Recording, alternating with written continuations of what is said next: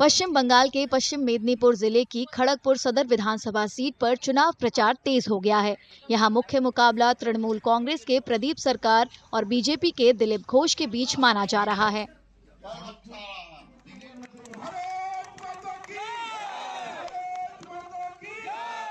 सरकार ने 2019 के उपचुनाव में ये सीट जीती थी।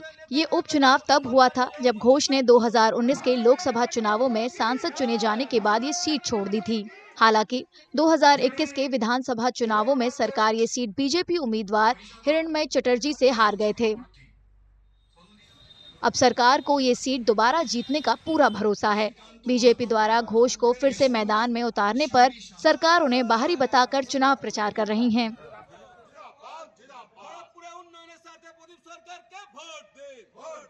हम लोग जाजापुर बोलते हैं, उन लोग खड़गपुर का वासी भी नहीं है, उन लोग का खड़गपुर का फीलिंग नहीं मालूम है। खड़गपुर का गरीब लोगों के लिए क्या काम करना वो चीज़ उन लोगों को मालूम नहीं है। तो इसलिए कि हम लोग जानते हैं ये लोग बाहर में आएगा, बड़ा बड़ा बात बोलेगा, चल जाएगा। खड़गपुर का आदमी खड़गपुर का पब्लिक को चाहता है, खड़गपुर का बेटा को चाहता है। इसके लिए ममता बनर्जी हम लोगों को मौका दिया। हम लोग यूनाइटेड तृणमूल कांग्रेस जो ममता बनर्जी का सैनिक सब मिलकर इस बार हम लोग दीदी को इस सीट उपहार देंगे। दूसरी ओर बीजेपी उम्मीदवार दिलीप घोष न सिर्फ खुद की जीत को लेकर आश्वस्त हैं, बल्कि उन्हें राज्य में पार्टी की बड़ी जीत का भी भरोसा है।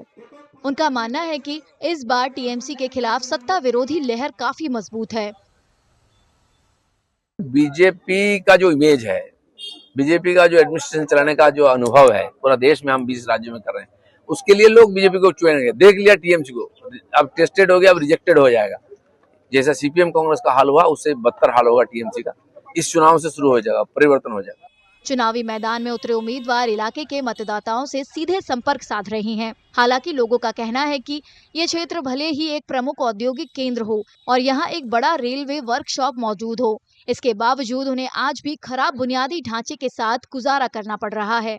फ्लाईओवर होने का बात छोड़ के आप खड़गपुर में रेलवे ने क्या तरक्की करवाया, आप थोड़ा ढांकिए, कैमरा लेते घूमिए। लेकिन आउटसाइड रेलवे का जो अंडर में उनका 75% से 80% एरिया है, क्या मेंटेनेंस है? आप जाके देखिए, कहीं रास्ता गड्ढा है, गोल बाजार का अंदर में देखिए, सभी चीज ऐसा है। खाना खुदा हो गया है, क्वार्टर तरफ है, बीएनआर मैदान तरफ उतना बड़ा मैदान देखिए कितना कचरा होके पड़ा हुआ है। छोटा मोटा बहुत सारे काम हुआ है, वैसे डेवलपमेंट थोड़ा बहुत, मतलब रास्ते का काम ऐसे हुआ है, हॉस्पिटल के वहाँ का रास्ते का काम हुआ है, लेकिन इतना ज़्यादा मतलब काम तो डेवलपमेंट हम लोग देखे नहीं।